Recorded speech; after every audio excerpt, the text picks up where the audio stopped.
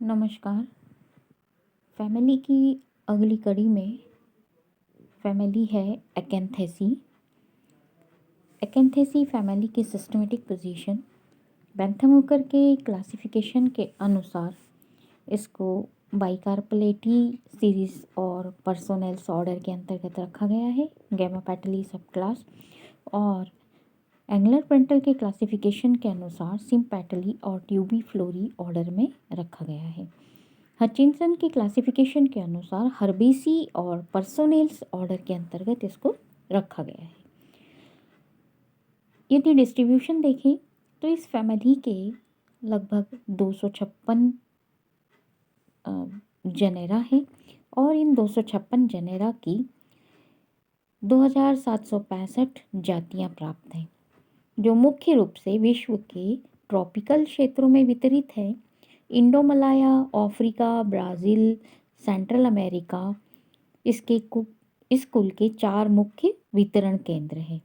भारतवर्ष में इस कुल की लगभग 68 वंश और इनकी लगभग 337 स्पीशीज पाई जाती हैं, जो प्रायः दक्षिणी और पश्चिमी भारत की पहाड़ियों तथा उष्णकटिबंधीय और उष्णोष्ण हिमालयी क्षेत्रों में पाई जाती हैं। मुख्य जातियाँ इस कुल के जो सामान्य उदाहरण हैं वह इस प्रकार है: जस्टिशिया, एडेथोडा, पैरास्ट्रोफी, रुएलिया, थनबर्जिया, इरेंथेमम इत्यादि। अब वेजिटेटिव कैरेक्टर देखें तो वेजिटेटिव कैरेक्टर में जो हैबिट है, मुख्य रूप से पौधे जो है प्रायः एक वर्षीय या बहुवर्षीय, एनुअल और पेरिन्यूअल, हर्ब या फिर श्रब रूप में पाए जाते हैं। थनबर्जिया और मैंडोनिका की कुछ स्पीशीज क्लाइंबर हैं। इस कुल के पौधे प्रायः नम और दलदली स्थानों पर पाए जाते हैं, परंतु बार्लेरिया ज़ीरोफिटिक हैबिट में पाया जाता है।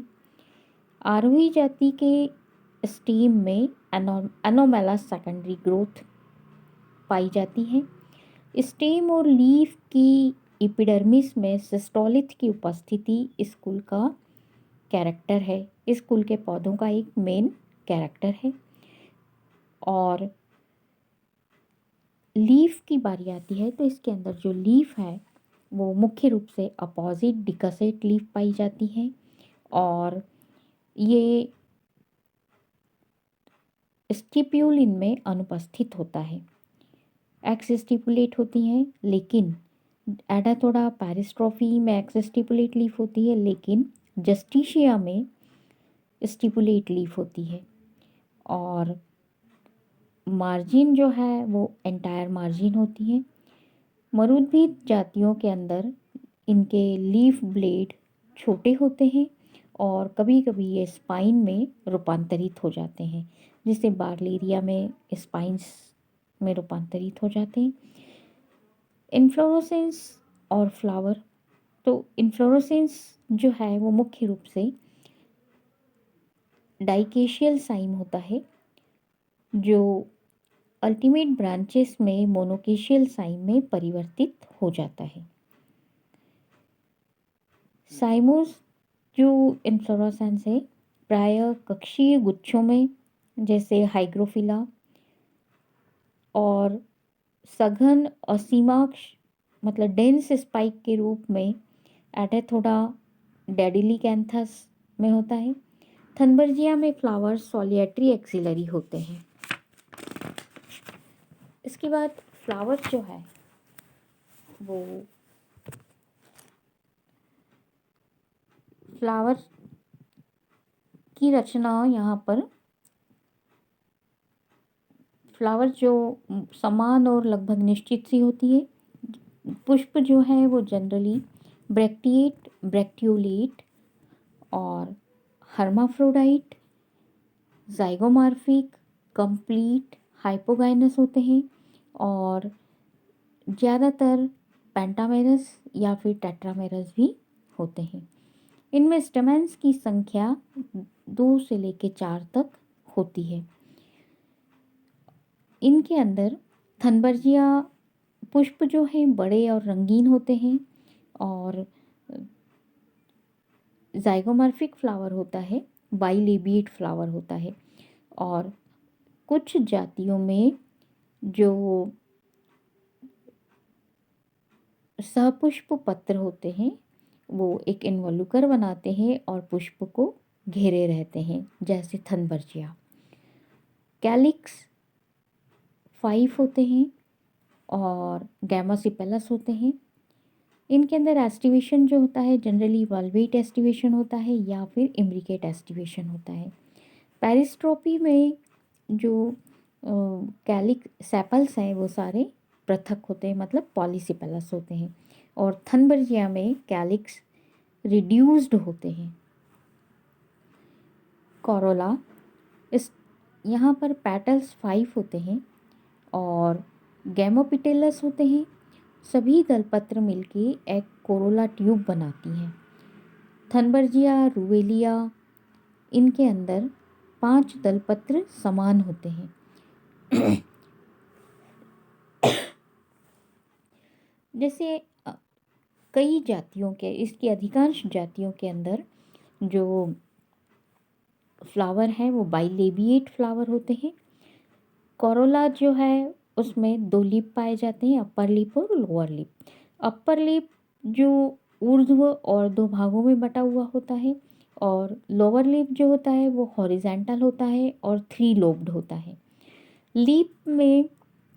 लीप की भीतरी सतह पर हेयर्स पाए जाते हैं और ये हेयर कॉरोलरी ट्यूब के माउथ तक फैले होते हैं।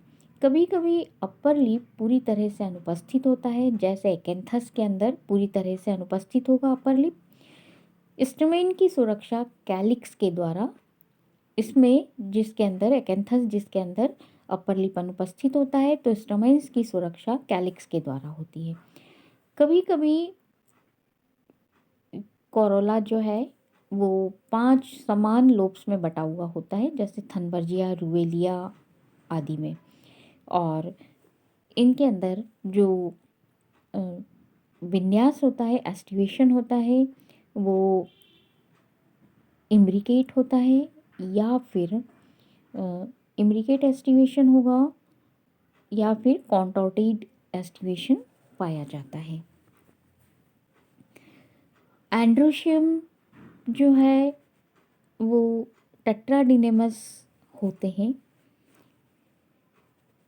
ब्लीफेरिस, एकेंथस, जस्टिशिया, इनमें केवल 2 फर्टाइल स्टमेन्स पाए जाते हैं और बाकी के जो शेष स्टमेन्स हैं वो स्टेमिनोड्स, मतलब स्टेराइल होते हैं, उनको स्टेमिनोड्स कहा जाता है। पैंटिस्के मोनकैथस में 5 फर्टाइल स्टमेन्स पाए जाते हैं।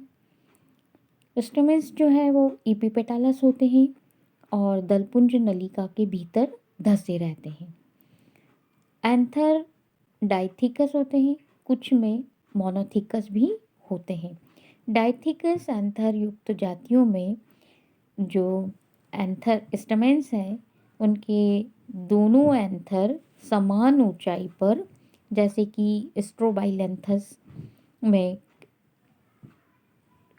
कनेक्टिव लंबा होने के कारण दोनों परागकोश जो है, एंथर जो है, अलग अलग ऊंचाई पर होते हैं।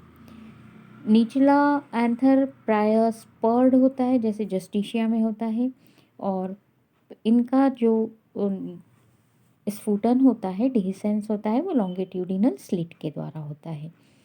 एंथर का कनेक्टिव से जो जुड़ाव होता है वो बेसिफिक्स्ड होता है और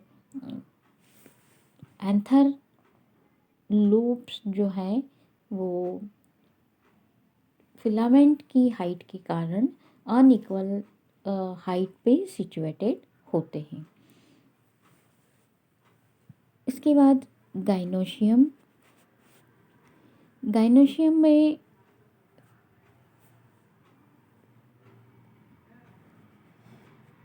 दो बाइकार्पलरी ओवरी होती है, सिनकार्पस होती है, ओवरी सुपीरियर होती है और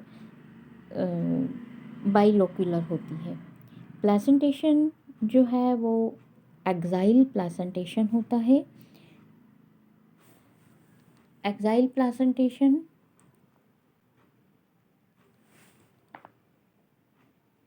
और ओवरी जो है एक नेक्टरी डिस्क के ऊपर स्थित होती है। हाइपोगैनस स्थिति है, हाइपोगैनस से भी मतलब यहाँ पर हाइपोगैनस नेक्टेरिफेरस डिस्क उपस्थित होती है और जिससे ओवरी थोड़ी लंबी होती है और प्रत्येक जो बाइलोक्युलर ओवरी है उसके प्रत्येक लोक्यूल के अंदर 2 या अधिक एनाट्रोपस ओव्यूल पाए जाते हैं और जो स्टाइल होती है वो थोड़ी सी मुड़ी हुई होती है और अग्रक सिरे के ऊपर या तो कैपिटेड स्टिग्मा होता है या फिर अलग अलग प्रकार का, किसी में बाइलोब्ड स्टिग्मा है, किसी के अंदर कैपिटेड है। इस प्रकार से अलग अलग जीनस में हमको अलग अलग प्रकार से स्टिग्मा दिखाई देता है। और जो 2 भागों में बट जाती है आगे स्टिग्मा, उसमें जो अग्र भाग होता है वो बड़ा होता है, पश्च भाग अपेक्षाकृत छोटा होता है।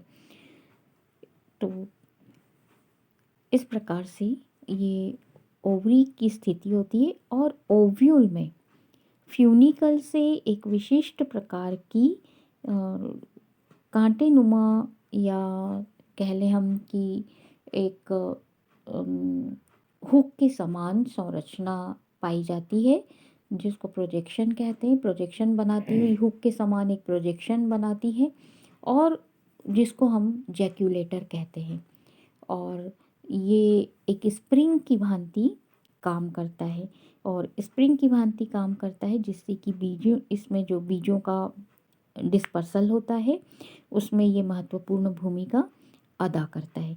तो यहाँ पर बीजों का जो डिस्पर्सल होता है वो इस जैक्यूलेटर जो कांटेनुमा या हुकनुमा जो संरचना बनती है जैक्यूलेटर, उससे स्प्रिंग के समान ये बीजों को दबाता है और बीज जिससे काफ़ी दूरी तक उछाल दिए जाते हैं। तो इस फैमिली में ये एक जैक्यूलेटर के तरह की संरचना पाई जाती है, ये भी इसका एक लाक्षणिक गुण है। इसके अंदर जो फल पाए जाते हैं वो लोक्यूलिसाइडल कैप्सूल होता है। बीज जो है वो नॉन एंडोस्पर्मिक होते हैं और इसके अंदर एम्ब्रियो जो है वो थोड़ा बड़ा होता है। कुछ के अंदर और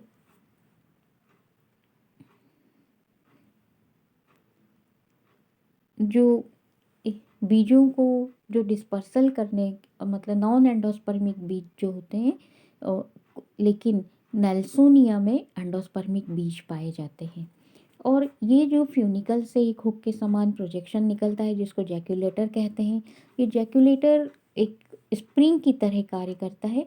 तो यहाँ पर ये बीजों को पीछे की तरफ स्प्रिंग के समान ये ऐसे दबाता है और उसको बीजों को इस ये जैक्यूलेटर के द्वारा काफ़ी दूरी तक उछाल दिए जाते हैं। तो इस तरह से जो कैप्सूल सीड के बीजों का जो प्रकीर्णन कैप्सूल फ्रूट के द्वारा होता है तो उसको हम कहते हैं एक्सप्लोसिव मैकेनिज्म के द्वारा बीजों को दूर तक उछाल दिया जाता है। तो ये तो इसका डिस्पर्सल हो जाता है सीड्स का। और ये जो प्लांट है ये इनके अंदर जो पॉलिनेशन है इस फैमिली के अंदर वो इंसेक्ट के द्वारा पॉलिनेशन होता है और इनके अंदर ये प्रोटेंड्रस प्रकार के पुष्प होते हैं, यानी कि एंड्रोशियम मतलब पॉलन ग्रेन पहले बनते हैं। तो इनके अंदर सेल्फ पॉलिनेशन संभव नहीं होता है और इंसेक्ट के द्वारा पॉलिनेशन। तो फ्लावर की जो संरचना है वो इंसेक्ट पॉलिनेशन के लिए सूटेबल है कि बाइलॉब फ्लावर होता है तो निचले जो लीफ है उस पर इंसेक्ट आकर आराम से बैठता है और वहाँ से नेक्टरी डिस्क के कारण वो उसकी ओर आकर्षित होते हैं इंसेक्ट। और जब लीफ पर लोअर लीफ पर आकर बैठता है इंसेक्ट तो उसके पैरों में और उसके ऊपर ये परागकोश से जब वो स्पर्श करते हैं तो वहाँ पर पॉलन ग्रेन्स चिपक जाते हैं। तो इस प्रकार से इंसेक्ट के द्वारा पॉलिनेशन होता है। अब बात आती है इसमें फ्लोरल डायग्राम और फ्लोरल फार्मूले की। यहाँ पर एडेथोडा वैसिका और पैरिस्ट्रोपी बाई कैलिकुलेटा के 2 डायग्राम्स दे रखे हैं। यहाँ पर हम कह रहे हैं कि इसके अंदर एडेथोडा वैसिका के अंदर 2 स्टेमेंस ही पाए जाते हैं। ये 2 स्टेमेंस हैं। ये यहाँ पर चारों तरफ हम जो बनाते हैं वो एक नेक्टरी डिस्क पाई जाती है। वो नेक्टरी डिस्क को शो करते हैं। ये ब्रैक्टिएट फ्लावर है, ब्रैक्टियोलेट फ्लावर है। तो इस तरह से हम इसका जो फ्लोरल फार्मूला है, ब्रैक्टिएट, ब्रैक्टियोलेट, यहाँ पर ज़ाइगोमॉर्फिक, हर्माफ्रोडाइट, K5 जो कि पॉलीसेपालस हैं। तो इस तरह से लिखते हैं, ब्रैकेट में नहीं लिखते। फिर बाइलॉब्ड करोला है, इसलिए हम इसको 2/3, क्योंकि अपर वाला जो है वो 2 भागों में बटा हुआ है, अपर लिप, और लोअर लिप जो है वो 3 भागों में बटा हुआ है। इसलिए 2/3 स्थिति में हम इसको लिखेंगे और आपस में ये जुड़े हुए हैं, इसलिए इसको ब्रैकेट में लिखा जाएगा। एंड्रोशियम जिसमें 2 है, 2 लिखना होगा। 5 है, स्टैमिनॉड है तो उनको स्टैमिनेट भी प्रदर्शित किया जाता है। यहाँ पर पैरिस्ट्रोप और गाइनोशियम जो है वो 2 है। सिनकार्पस, बाइलोक्युलर, बाइकार्पलरी और सुपीरियर ओवरी। यहाँ पर भी एक चक्र और इसमें जो ज़्यादा बना हुआ है पैरिस्ट्रोफी के अंदर, तो इसके अंदर जो ब्रैक्टियोलेट्स हैं ये एक चक्र के रूप में पाए जाते हैं। तो उसको हम ये पेटल्स के बाद वाले चक्र के अंदर शो करते हैं, पैरिस्ट्रोफी बाई कैलिकुलेटा के अंतर्गत। और ये 2 स्टमेंस पाए जाते हैं। ये 2 स्टमेंस हम शो कर रहे हैं। बाइकार्पलरी ओवरी है, 2 लोक्यूल, बाइलोक्युलर और 2 ओव्यूल, यहाँ पर 1 ओव्यूल। इस तरह से इनको शो किया जाता है। इसके बाद आते हैं हम इकोनॉमिक इम्पोर्टेंस। तो इस फैमिली में ज़्यादातर ऑर्नामेंटल प्लांट्स हैं और कुछ औषधि महत्व के पादप भी हैं। तो सजावटी पादप में जैसे थनबर्जिया की काफ़ी सारी स्पीसीज़ हैं, जैसे थनबर्जिया ग्रैंडिफ्लोरा, थनबर्जिया इलेटा, थनबर्जिया लॉरिफोलिया, जो कि सुंदर पुष्पों के लिए गार्डन में लगाए जाते हैं। इरेंथेमम की स्पीसीज़ हैं, जैसे इरेंथेमम नर्वोसम, बाइकलर, रेटिकुलेटम इत्यादि। बार्लेरिया मॉन्टेना, बार्लेरिया गिब्सोनाई, बार्लेरिया नॉक्टिफ्लोरा, बार्लेरिया पॉलिट्रिका, इनको गार्डन ऑर्नामेंटल के रूप में लगाया जाता है। जस्टिशिया जेंडारोसा, इसको भी गार्डन में लगाया जाता है। रुएलिया ट्यूबरोसा, और रुएलिया की ही एक और ब्राइटोनियाना स्पीसीज़ है जो गार्डन में लगाई जाती है। स्ट्रोबाइलैंथस आइसोफिलस को भी गार्डन में लगाया जाता है। अदर यूज़ जो है, मेडिसिनल यूज़ के लिए कुछ प्लांट्स उपयोग में लिए जाते हैं, जैसे एडेथोडा वैसिका, बासा कहा जाता है इसको। इसकी जड़ें, पत्तियाँ दमा और खांसी के इलाज में उपयोग में आती है, और ब्रोंकाइटिस के उपचार में इससे औषधि प्राप्त होती है। ब्रोंकाइटिस का उपचार किया जाता है जिससे। हाइग्रोफिलस स्पाइनोसा की जड़ों से जॉइंडिस या गठिया रोग में लाभदायक होती हैं। बार्लेरिया की कुछ जातियों की पत्तियों तथा उनकी जड़ों से खांसी और सूजन के उपचार में उपयोग किया जाता है। इसके बाद और कुछ औषधि महत्व के पादप हैं इसके अंदर, जैसे बार्लेरिया की जो स्पीसीज़ है, बार्लेरिया क्रिस्टाटा, और बार्लेरिया क्रिस्टाटा को वज्रदंती भी कहा जाता है, और इसका उपयोग खांसी और ब्रोंकाइटिस और इसकी टहनियों से दातून किया जाता है। फिर रुएलिया प्रोस्ट्रेटा, इसकी लीफ और रूट का रस कान के दर्द में काम में आता है, उसको कम करने के लिए इसको काम में लिया जाता है। इंड्रोग्राफिस पैनिकुलेटा, इसकी पत्ती के रस से प्राकृतिक औषधि अलुई का एक प्रमुख संगठक है ये। फिर फैगोकैंथस थर्सीफोलियस, इसके पुष्प और पत्तियों को बुखार में प्रयुक्त किया जाता है। एस्टरकैंथा लॉन्गिफोलिया, इसकी लीफ और रूट से जॉइंटिस और रूमेटिज्म का उपचार में प्रयुक्त किया जाता है। तो इस तरह से ये फैमिली का इकोनॉमिक इम्पोर्टेंस होता है। धन्यवाद।